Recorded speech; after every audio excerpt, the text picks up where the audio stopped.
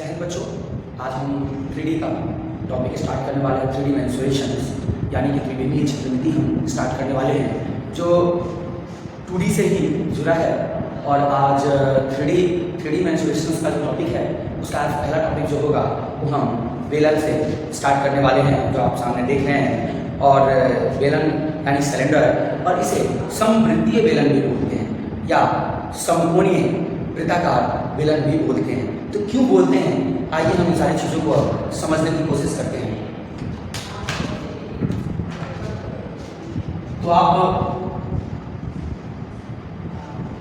यहाँ आप ये बेलन देख रहे हैं, इसे क्या क्या बोलते हैं? इसे एक तो बेलन कहते हैं या समवृत्तीय बेलन भी बोलते हैं या समकोणीय वृत्ताकार बेलन भी बोलते हैं।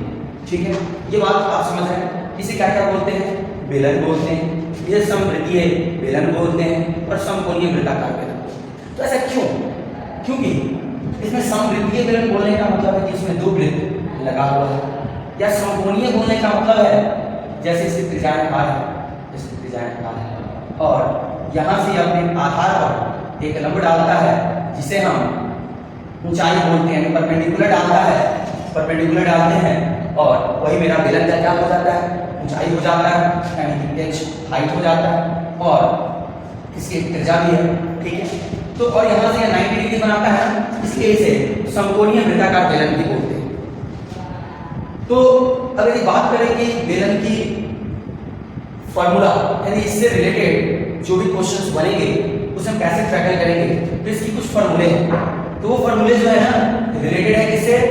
वृत्त के फॉर्मूले से रिलेटेड है। जो आपको पता होगा कि वृत्त का जो क्षेत्रफल होता है पाई आर स्क्वायर होता है, और वृत्त का जो परिमाप या परिधि जो होता है वो 2 पाई आर होता है। यानी कि परिमाप या परिधि जिसको हम पेरीमीटर या सर्कमफ्रेंस भी बोलते हैं।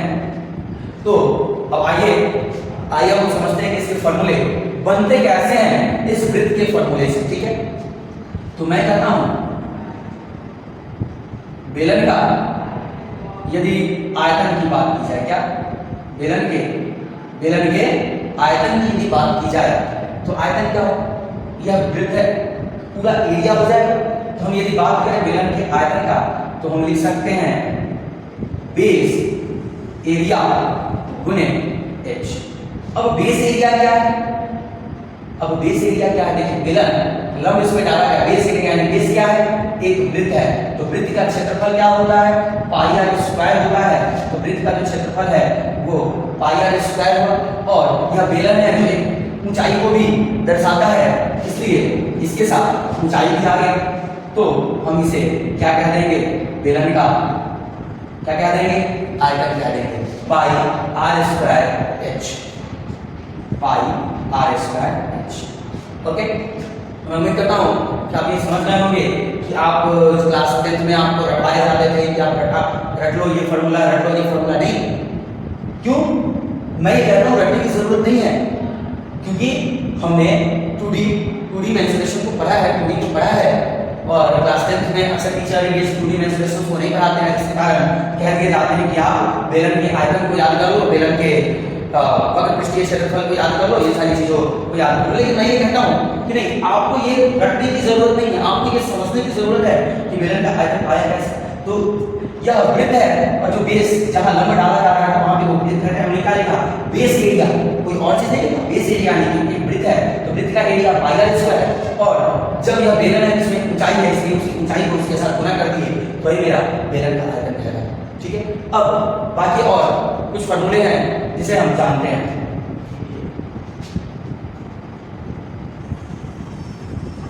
तो आप इसे नोट डाउन कर ले और फिर मैं इसे रब करता हूं।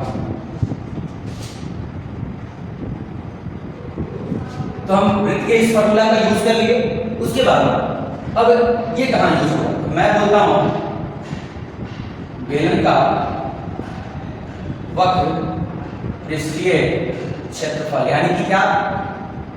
Curve surface area.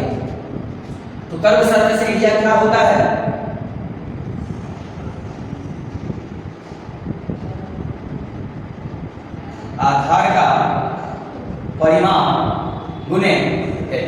क्या होता है बेलन का यदि कर्व सरफेस एरिया की बात करो, वक्र पृष्ठीय क्षेत्रफल की बात करो, तो अब क्या इसको पार्श्व पृष्ठीय क्षेत्रफल भी बोलते हैं। तो ये क्या हो जाएगा आधार का परिमाप। आधार में क्या है वृत्त है, तो वृत्त का परिमाप 2 पाई r गुने h। तो इसका क्षेत्रफल क्या होगा, सॉरी वक्र, हाँ वक्र पृष्ठीय क्षेत्रफल जो होगा वो क्या हो जाएगा 2 पाई r h वक्र पृष्ठीय क्षेत्रफल कर्व सरफेस एरिया। तो आप इसे भी समझ पाए, वैसे आप नोट डाउन कीजिए या स्क्रीनशॉट ले सकते हैं। और इसके साथ एक बात आती है बेलन की संपूर्ण पृष्ठीय क्षेत्रफल। किसके? बेलन का संपूर्ण पृष्ठीय क्षेत्रफल यानी कि टोटल सरफेस एरिया। तो संपूर्ण पृष्ठीय क्षेत्रफल क्या होगा, वक्र पृष्ठीय क्षेत्रफल क्या है, यानी बाहरी हिस्सा जो होता है, यानी कि जिसमें ऊपर और नीचे भी नहीं होता है, ये बाहरी जो हिस्सा होता है वो, यानी कि हम यहाँ लिख सकते हैं बेलन का संपूर्ण पृष्ठीय क्षेत्रफल जो होता है ना वो क्या होता है, बेलन के वक्र पृष्ठीय क्षेत्रफल जो 2 गुने आधार का, तो 2 गुने आधार का क्षेत्रफल का ये हो गया। तो बेलन का वक्र पृष्ठीय क्षेत्रफल क्या है, हमने अभी जस्ट पढ़ा है, आप देख सकते हैं क्या है, ये 2 पाई r h प्लस 2 इंटू आधार में क्या है वृत्त है, और ऐसा वृत्त कितना है 2 है, इसके 2 इंटू पाई r स्क्वायर। तो हम इसे क्या लिख सकते हैं, इसमें भी 2 है, इसमें भी 2 है, इसमें भी पाई है, पाई और r। तो 2 पाई r को कॉमन ले सकते हैं, इसमें क्या बच गया h और इसमें क्या बच गया सीधा r।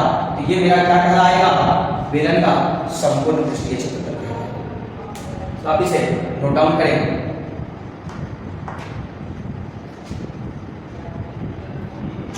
तो आज मैं इस वीडियो में आपको कुछ बेसिक क्वेश्चंस जो इन 3 फॉर्मूले पे आएंगे, पहले मैं आज फर्स्ट इंट्रोडक्शन वीडियो में मैं यही कराने वाला हूँ।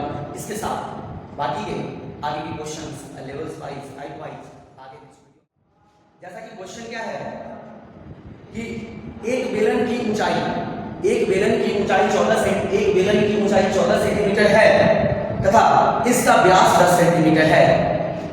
इस बेलन का आयतन कितना होगा? क्या है, एक बेलन का जो ऊंचाई है 14 सेंटीमीटर है और उसका व्यास जो है 10 सेंटीमीटर है, तो बेलन का आयतन क्या होगा? तो क्या बोला, बेलन की ऊंचाई ना, बेलन की ऊंचाई क्या है, वो 14 सेंटीमीटर है और 14 सेंटीमीटर है और इसका व्यास जो है वो है 10 सेंटीमीटर। व्यास जो है वो है 10 सेंटीमीटर। तो इसकी त्रिज्या की यदि बात की जाए तो 10/2। त्रिज्या इक्वल टू क्या होता है, r इक्वल टू d/2 होता है, d यानी व्यास, तो 10/2 यानी इसकी त्रिज्या क्या होगी। तो हमने पढ़ा है बेलन का आयतन हमने पढ़ा है वो होता है पाई r स्क्वायर h।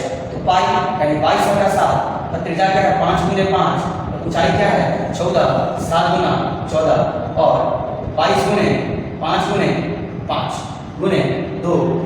तो अब आप इसे क्या करेंगे, गुना करेंगे तो आपका आंसर जो आ जाएगा वह 1100 सेंटीमीटर क्यूब आ जाएगा। तो आप इन चीजों को नोट डाउन करें या स्क्रीनशॉट भी आप ले सकते हैं। क्वेश्चन है बेलन की ऊंचाई 80 सेंटीमीटर है तथा इसके आधार का व्यास 7 सेंटीमीटर है। एक बेलन की ऊंचाई 80 सेंटीमीटर है तथा इसके आधार का व्यास 7 सेंटीमीटर है। इसके संपूर्ण पृष्ठ का क्षेत्रफल कितना होगा? तो क्या बोला क्वेश्चन में बच्चों, क्वेश्चन में बोला कि उसके आधार का जो व्यास है वो 7 सेंटीमीटर है, यानी कि व्यास जो है इसका तो 7 सेंटीमीटर है, तो इसकी त्रिज्या 8 हो जाएगा, 7/2 हो जाएगा। और ऊंचाई जो बताया है वो 80 सेंटीमीटर बताया है। और तो बोला कि संपूर्ण पृष्ठीय क्षेत्रफल, संपूर्ण पृष्ठीय क्षेत्रफल जो होगा वो क्या होगा 2 पाई r into r plus h। ये मेरा क्या है, संपूर्ण पृष्ठीय क्षेत्रफल है किसका, बेलन का। तो अब आप यहाँ पे कैलकुलेट कर सकते हैं 2 इंटू 22/7 गुना त्रिज्या क्या है 7/2 ब्रैकेट 7/2 प्लस ऊंचाई जो है वो है 80। आप इसको जब सॉल्व करेंगे तो आपका बेलन का संपूर्ण पृष्ठीय क्षेत्रफल आ जाएगा। 7 से ऐसे काटो तो 7 आ जाएगा, 2 से 2 चला गया। अब इसे कैलकुलेट करेंगे तो हमारे पास क्या आ जाएगा, बेलन का संपूर्ण पृष्ठीय क्षेत्रफल आ जाएगा।